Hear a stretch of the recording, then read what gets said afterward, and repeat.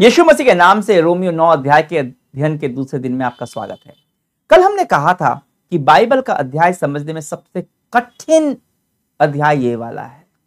इसमें से बहुत कुछ ऐसा है जो हमारे लॉजिक के, हमारे इंसानी तर्क के समझ के परे है। पर कल मैंने यह भी कहा था कि यह हमारा सौभाग्य है कि परमेश्वर हमें अपने बारे में बताता है, क्योंकि परमेश्वर की बातें हमारी बुद्धि के तो परे हैं, हमें सब कुछ समझ नहीं आता।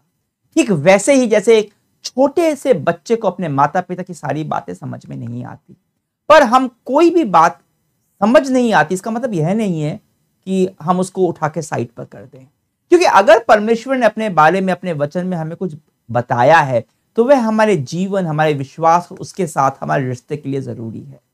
कल जो हमने अध्ययन हमने किया था उसमें से हमने समझा था कि परमेश्वर विश्वास योग्य है, वह अपने वादे को निभाता है। कई बार उसके वादों को समझने में हमारी गलती हो जाती है, पर परमेश्वर वो विश्वास योग्य है, वो अपने वादों को हमेशा सही से निभाता है और इसलिए हम उस पर भरोसा कर सकते हैं। और यहां 14 से 18 तक में पौलुस एक और सवाल उठाता है, क्या परमेश्वर अन्यायी है? अब अगर बात है परमेश्वर के साथ रिश्ते की, तो हमें परमेश्वर का चरित्र अच्छे से जानना होगा। परमेश्वर किस तरह का परमेश्वर है, और इस अध्याय में हम परमेश्वर के चरित्र के बारे में कुछ कठिन सवालों को देखते हैं और उसके उत्तर से हम यह समझते हैं कि चाहे हम सब कुछ न भी समझे, पर इतना तो समझ में आता है कि हम उस पर हमेशा भरोसा कर सकते हैं। हम उसके वचन पर भरोसा कर सकते हैं, उसके चरित्र पर भरोसा कर सकते हैं, हम भरोसा कर सकते हैं उसकी इच्छा पर और हर उस तरीके पर जो वो अपनाता है, चाहे वो हमें समझ में आए चाहे समझ में ना आए। अब आप पूछेंगे, जिसे मैं समझता नहीं मैं उस पर कैसे भरोसा कर सकता हूं? तो मैं आपसे क्या कहूं, खैर अब आप बिजली पर भरोसा करते हैं, इलेक्ट्रिसिटी, आप उसे नहीं समझते, बहुत से इंजीनियर्स भी उसे पूरी तरह से नहीं समझते, पर फिर भी हम उस पर भरोसा करते हैं रोज।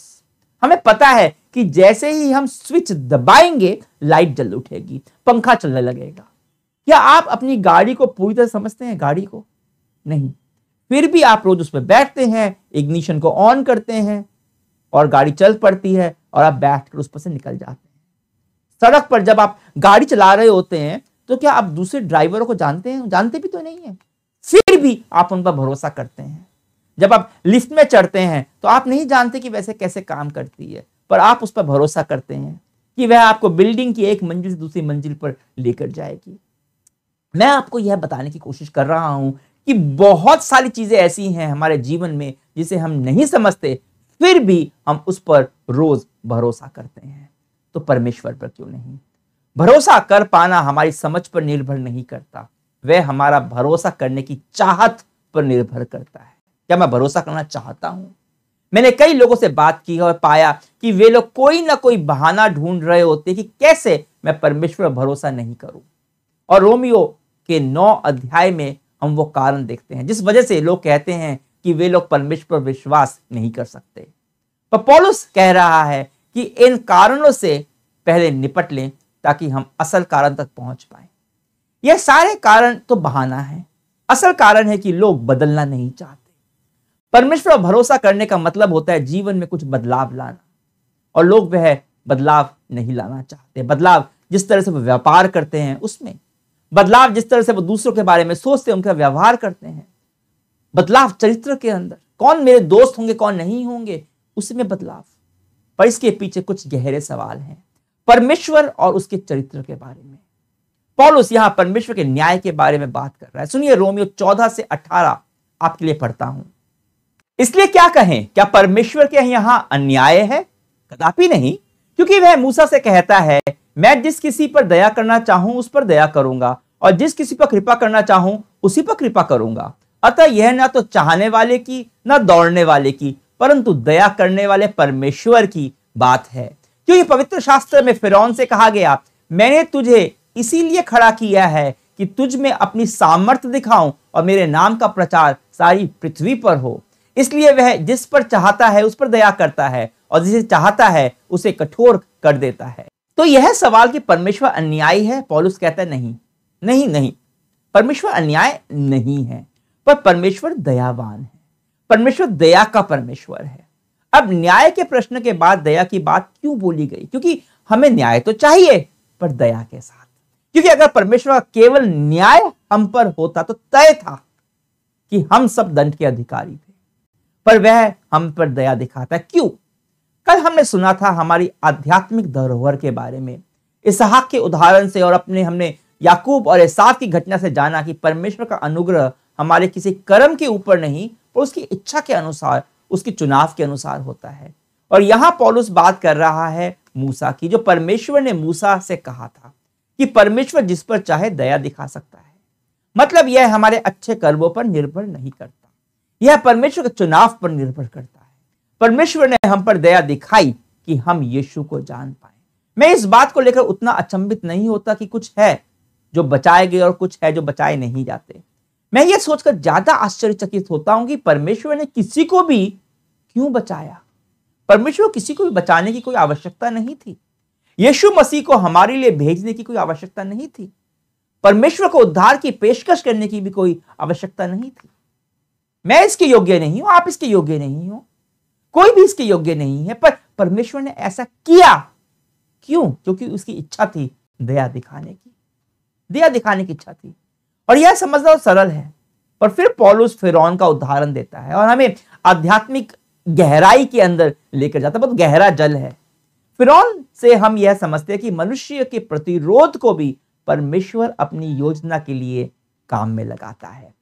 पवित्र शास्त्र में परमेश्वर फिरौन से कहता है कि मैंने तुझे इसलिए खड़ा किया कि तुझ में अपनी सामर्थ दिखाऊं और मेरे नाम का प्रचार सारी पृथ्वी पर हो। और फिर बाइबल हमें बताती है कि परमेश्वर जिस पर चाहता है उस पर दया करता है, और जिसे चाहता है उसे कठोर कर देता है। यहां इन शब्दों में हमें परमेश्वर की संप्रभुता के बीच और मनुष्य की स्वतंत्रता की इच्छा शक्ति के बीच में एक सवाल दिखाई देता है। क्या फिरौन के पास सच में कोई विकल्प था? अब चाहें तो ये निर्गमन की पुस्तक में जाके आप पढ़ लीजिए, पहले अध्याय से शुरू कीजिए। आपको समझ में आ जाएगा जैसे पढ़ते जाएंगे आप कि क्या हुआ था। क्या परमेश्वर ने उसके दिल को कठोर नहीं किया? वहां लिखा है कि परमेश्वर ने उसके दिल को कठोर किया, जिससे वह परमेश्वर की आज्ञा को नहीं मान पाया। इसका आशय यह नहीं हो सकता, बिल्कुल नहीं हो सकता कि परमेश्वर ने उसका दिल को कठोर किया, क्योंकि अगर ऐसा है तो यह बहुत सारे दूसरे शास्त्रांशों के विरोध में होगा। हमें रोमियो के शुरू में ही देखा था कि हमारे पास चुनने की ताकत है, और यह चुनने की ताकत हमें परमेश्वर ने ही दी है। परमेश्वर ने सब कुछ बनाया, प्रकृति के माध्यम से अपने बारे में बताया, और हम सबको आजादी है कि हम उसे चुने या फिर ना चुने, और यह चुनाव हमारे पास हमेशा होता है। तो यहां इन पंक्तियों का यह मतलब तो बिल्कुल नहीं हो सकता कि फिरौन के पास स्वतंत्र इच्छा शक्ति थी ही नहीं। परमेश्वर ने उसे मौकों पर मौके दिए कि वह परमेश्वर को चुने। या तो परमेश्वर भरोसा दिखाए या फिर उसे नकारे, पर वो अपनी जिद में बना रहा, और जिद में बने रहने के कारण परमेश्वर को नकारता रहा, और जिद के दंड के स्वरूप परमेश्वर ने उसके दिल को कठोर कर दिया, उसको उसकी जिद के हाथों ही छोड़ दिया।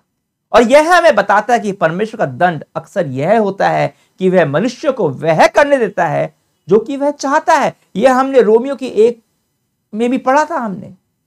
पर जब भी मनुष्य परमेश्वर के विरोध में जाता है तो जीत हमेशा परमेश्वर की ही होती है। निर्गमन की किताब पुराने नियम में 7 से 14 अध्याय में फिरौन और परमेश्वर की इसी लड़ाई के बारे में पढ़िए उसे पक्के से, जिसे अंत में फिरौन ही हारता है। शास्त्र कहता है कि परमेश्वर ने फिरौन का दिल कठोर किया, पर इसमें चुनाव की गलती फिरौन की थी, परमेश्वर की नहीं, क्योंकि उसने अपने जिद और स्वार्थ के चलते परमेश्वर के विरोध में काम करना चुना। आप जाकर निर्गमन की किताब बिल्कुल पढ़िए, पढ़ सकते हैं आप। वह आयातें मूसा या फिरौन के बारे में नहीं है। इन आयातों का बिंदु है परमेश्वर की दया। परमेश्वर का दया, परमेश्वर दया का परमेश्वर है। परमेश्वर न्याय करने के लिए तो बाध्य है, क्योंकि उसका न्याय उसकी धार्मिकता के साथ जुड़ा हुआ है, उसको न्याय करना ही करना है। पर दया दिखाना ये उसकी बाध्यता नहीं है, यह उसका स्वभाव है, यह उसकी इच्छा पर निर्भर करता है, उसके चुनाव पर निर्भर करता है। और सच्चाई यह है कि अगर परमेश्वर ने दया दिखाना चुना नहीं होता तो मैं उसकी दया का अनुभव कभी भी नहीं कर पाता, आप नहीं कर पाते। यीशु मसीह के माध्यम से परमेश्वर की दया उपलब्ध है सबके लिए। दया दिखाना उसका चुनाव है। अगर मैं सोचता हूं कि मुझे दया में किसी काम के कारण मिली है, यह मेरा निर्णय था, तो मैं असल बात को समझने से पूरी तरह से चूक रहा हूं कि मुझे कितनी ज्यादा जरूरत है यीशु मसीह की क्षमा और अनुग्रह की। और यह भी समझने से चूक रहा हूं कि परमेश्वर मुझसे प्रेम करता है। दया परमेश्वर का चुनाव है और यीशु के माध्यम से परमेश्वर ने दया दिखाना चुना है।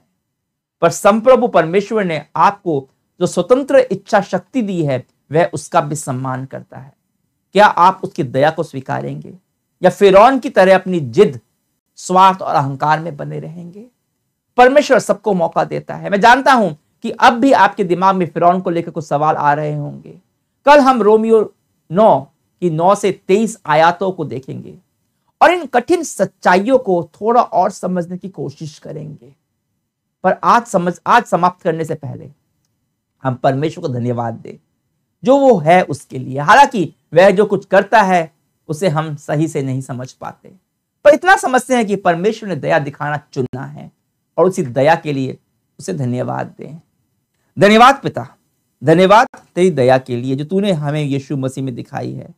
तू परमेश्वर है और अगर तू चाहे तेरे को हक था कि समूची मानव जाति को उसके पाप के लिए दंड देता, अपने से अलग कर देता, अनंत मृत्यु देता, पर ऐसा तूने नहीं किया। तूने दया दिखाई और दया दिखाने के लिए तूने अपने पुत्र, अपने ही वचन को देहधारी कर यीशु मसीह में भेजा ताकि हमें तेरी दया मिल पाए, केवल इस धरती पर नहीं पर सनातन तक। हम तेरी दया के योग्य नहीं हैं, पर तेरी दया और अनुग्रह और क्षमा के लिए हम आभारी हैं। यीशु के नाम से आमीन। कल वापस मिलेंगे, परमेश्वर की संप्रभुता की सच्चाई को और थोड़ा गहराई से समझने की कोशिश करेंगे।